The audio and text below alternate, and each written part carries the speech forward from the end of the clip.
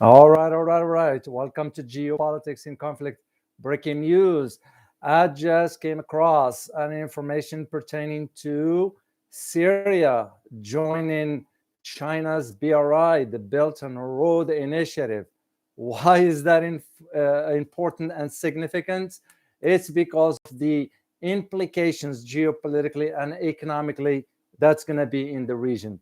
Well, the event, by the way, the agreement, the MOU, the Memorandum of Understanding, was signed by the head of the commission, the Syrian Commission, Fadi Khalil, and the Chinese ambassador to Syria, Fang Biao. I hope I pronounced it correctly. So, anyway, they signed the memorandum of understanding that Syria is going to now be officially, so it's official, that is joining BRI, despite the West accusations that China is doing the BRI as a death trap. Well, we all know that one. As a matter of fact, it was a statement issued immediately by the U.S. Secretary of State, Tony Blinken, that, regarding China's investments in Africa are nothing but a death trap. Well, we all know that story here. So, but here is the reason why I wanted to share this with you. I couldn't wait till tomorrow because I verified the information. It is accurate. Here is why I wanted to share this with you.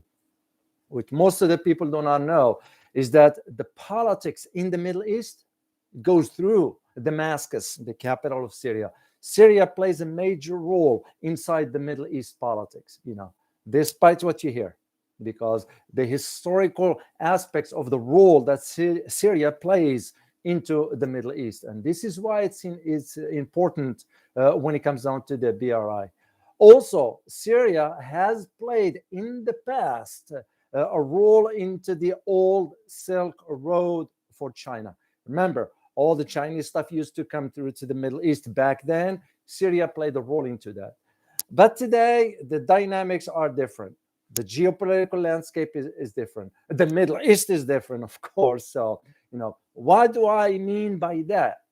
Well, what I mean by that is that when you look at, for example, the cooperation between Iran and Syria, those are close allies. So Iran has always supported Syria. You look at, for example, the presence of the certain groups in Lebanon and so forth. There's always been supported by Iran.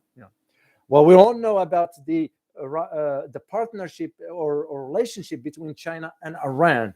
So this BRI, the Belt and Road Initiative in Syria, it's not only going to benefit Syria, it's going to benefit Iran also, and it's going to benefit other countries in the region. And this is why I said what I said at the beginning, that this one will have a far-reaching economic and geopolitical impact down the road moving forward. Because as one who I did spend a lot of time in the Middle East back then, when I used to work for the government. So I would travel to certain countries in the region. I wrote my academic papers about the certain countries in the Middle East. So I'm very, very, I understand the language, I understand the culture. I'm very familiar with those countries. So this is where I see the long-term impact that's going to change the dynamics in the Middle East.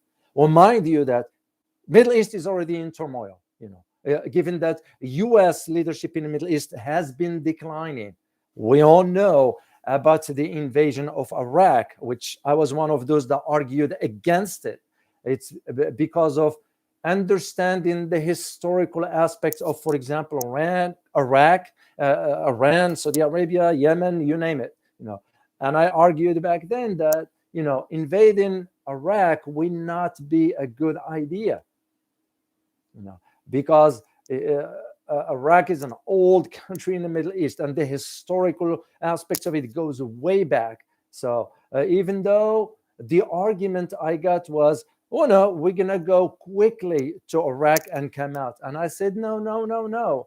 If you go, you're gonna be in for the next 15 to 20 years, and here it is. Second thing is, what have we accomplished anyway? So that's another topic for another day.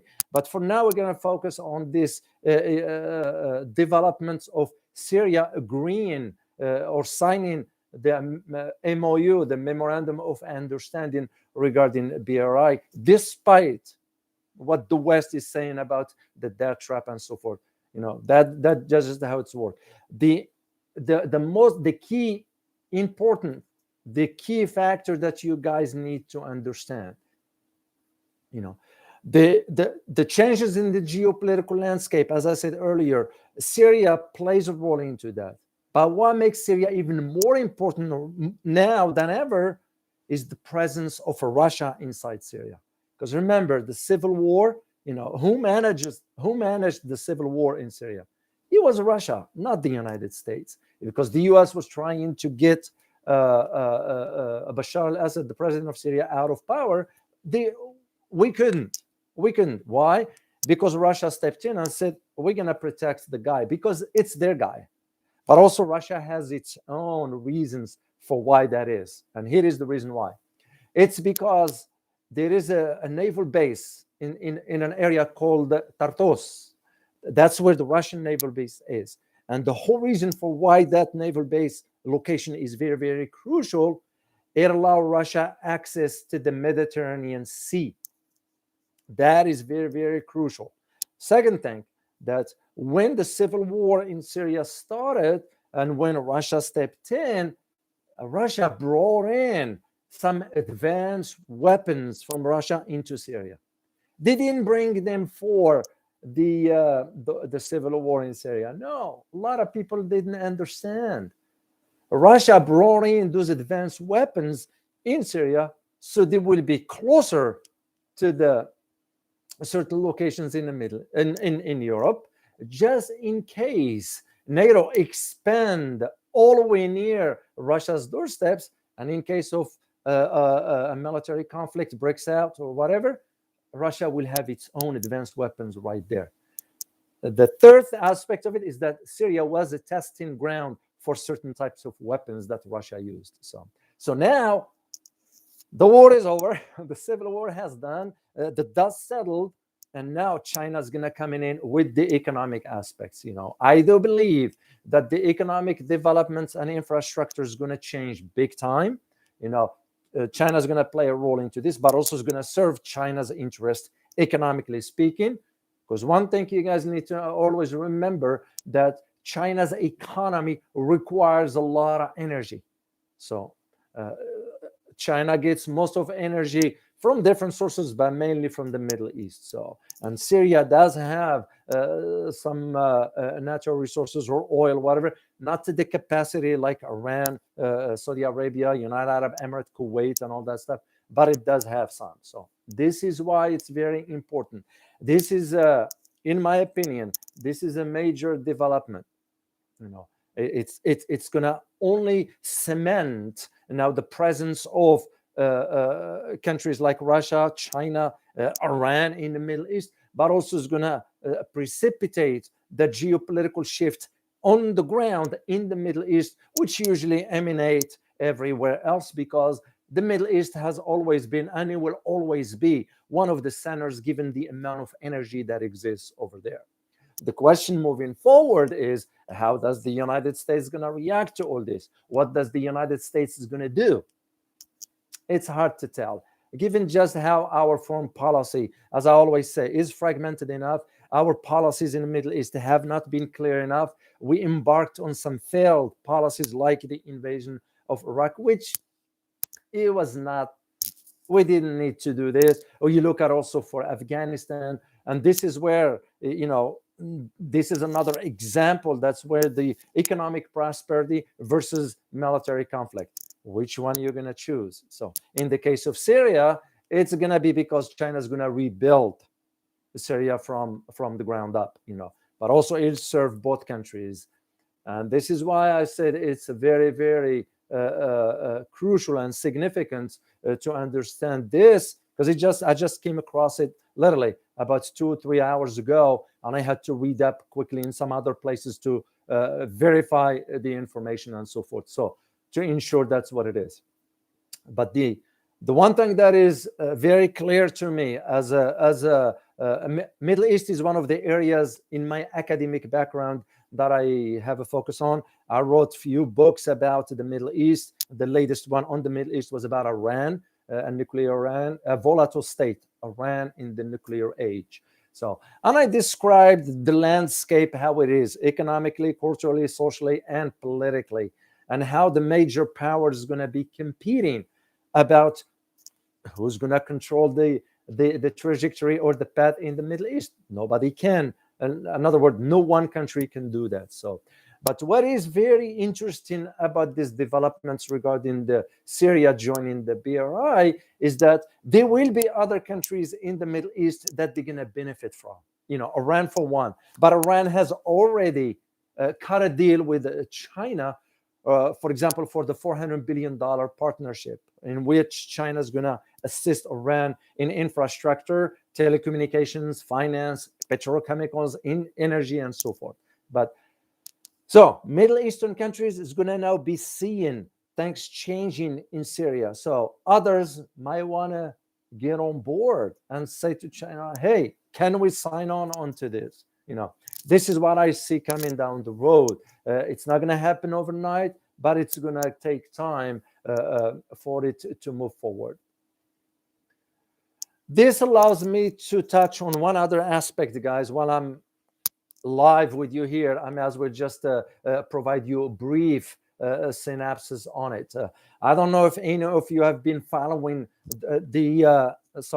have been following the talks in Vienna regarding the GCPUA. And if you notice, this is like the 8th rounds of talks that have not yielded anything. We've argued this before. I remember I talked about it before, that when you start to see in this repetitiveness of talks, that means nothing is getting there. We're not only to blame the US, but we could also ask the question, is Iran serious about it? Well, it's becoming clear to me that Iran is not. Why not? It's because they realize we don't want to deal with the Americans anymore. We have no need. They can keep the sanctions if they want. Why? Because they moved into the direction with China. And now with this BRI is going to even open up more doors. So that allows Iran to say during the talks, like, sure, if you want to talk to us, you need to, the United States, need to lift the sanctions first before we move an inch. So in other words, to Iran, it has no incentive. Whatever the Americans do, it doesn't matter because they are moving forward with China and Russia. And this BRI agreement between Syria and China is very crucial. Why? Because Syria is a client of Iran. So Iran and Syria have a close relationship. So the dynamics in the Middle East is very complicated. As one who understands that culture, and as I said earlier, I've been there so many years, so I kind of truly understand the dynamics of how geopolitics operates in that part of the world. I understand the history of some countries, mainly the key players, Saudi Arabia, Iran, Syria, Lebanon, Turkey.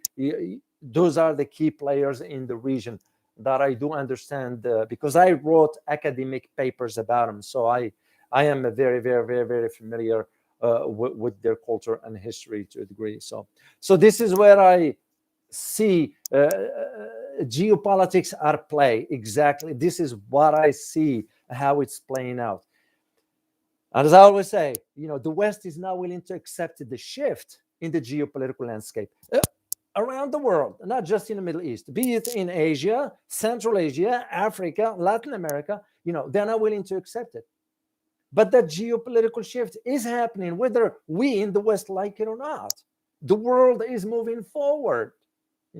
I just did a recording on locals because on locals I can talk more freely. You all know about the what's going on with this network here or platform that is. So, and I address the issue of space. It's because there is now other countries getting involved into the race regarding space. Europe, for example, India, Japan, even North and South Koreas are involved into this. So I can just, this is just as an example, But just to highlight to you, this geopolitical shift, it is happening, whether here on Earth or in space. And the thing is, the West cannot control it. The United States cannot control it. Europe cannot control it. NATO cannot control it. You know, yeah. We did the last live stream we did on Friday, yesterday. It was about, for example, how this issue of Ukraine, it backfired. The issue of Kazakhstan, it backfired. It's because it's the reality, it's the fact that those geopolitical shifts that's taking place, you can't control it. You, the country, West, whatever, you can't control it. It's just the way it is, And this is what just happened today, because as a matter of fact, this a memorandum of understanding between Syria and China for the latter to sign up to BRI is an indication of that. I am sure tomorrow, and I will be looking for the mainstream media about the headlines as to how they're going to be wording this kind of stuff. You all remember that sometimes it's how the words comes out in the media or articles, whatever. Sometimes it's to manipulate the thinking of the manipulation of the outcome. But I'm here to tell you that this dynamics now, this is going to pave the way to a much bigger picture regarding the changes that's going to be taking place. And whether the West likes it or not, there is nothing they can do about that one. So it's just the way it's going to work. That's just how it is. So, so the idea moving forward is going to be some countries is going to be thinking in terms of, okay, what's in it for us? Well, what's in it for you is a big change. We don't know yet. But what's factual is that the U.S. cannot influence the politics of the Middle East no longer anymore. Because of that double standard. Because we say one thing and do another thing. And I'm not pointing fingers here at the U.S. I'm just highlighting the facts that our foreign policy is fragmented. So I found it very, very important to highlight this to you, to let you know what this development means. I'm going to keep an eye on it because I truly can understand the dynamics, and I'm not saying it to brag here, whatever. I'm saying it because I truly have an understanding of how the Middle East operates. I've been on the ground. I wrote enough about the Middle East, so I have a truly understanding of how this is going to shape the future moving forward, geopolitically and economically. There is also another story that I am working on right now, and it has to do with the shutdown of the press in Hong Kong by the Chinese government. So I am going to look into that, because if it is, depending again on the facts, whatever I find, that will be sort of problematic in a sense, because we are witnessing the same in some other parts of the world, like in Tunisia, for example. They're shutting down the press, and that's usually, whoa. You usually that's not a good sign. So I will be looking into that, and I am going to report the facts to you, because that's what you will expect from me. You guys know this by now. I will not sugarcoat it, and I don't fear anyone whatsoever. So I am going to say the truth the way it is, to the best of my knowledge. And if I am not certain about the facts, I will wait till I double check the facts to make sure, and I will report that to you, because that's what you will expect from me. That's what you will expect from us all at the team at Geopolitics in Conflict, because that's what we stand for.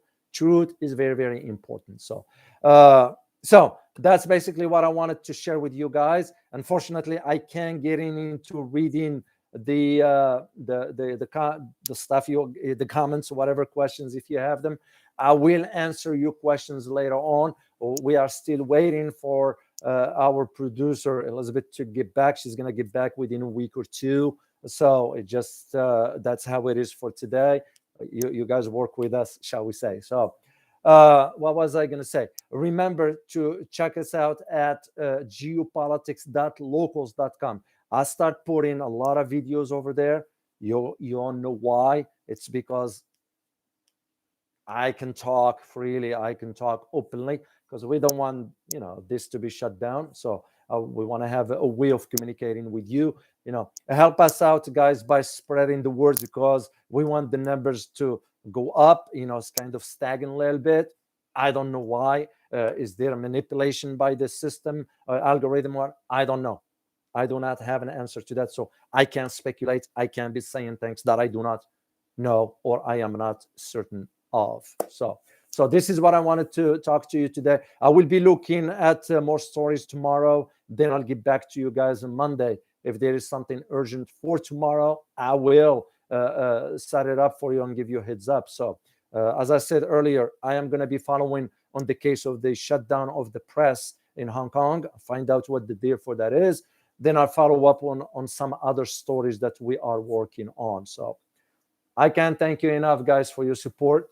It means a lot to us. So your support means a lot to us. So just remember to check us out. So for our members, we are preparing the presentations we're going to do for you regarding China and Saudi Arabia cooperation regarding nuclear technology. It is a big deal, and I kind of have some information regarding that I wrote about when I wrote my book about the Saudis. So when we do the presentation, I will be able to elaborate more. So what else I need to share with you guys? Remember to follow me on Twitter at the Oualaalou, Oualaalou. I usually post the stuff on Twitter quickly there. So just check me out and follow me on Twitter. So can't thank you enough, guys, for your support. I hope you find this information very useful, and I can't thank you enough. So as always, stay informed. Till next time. Bye-bye.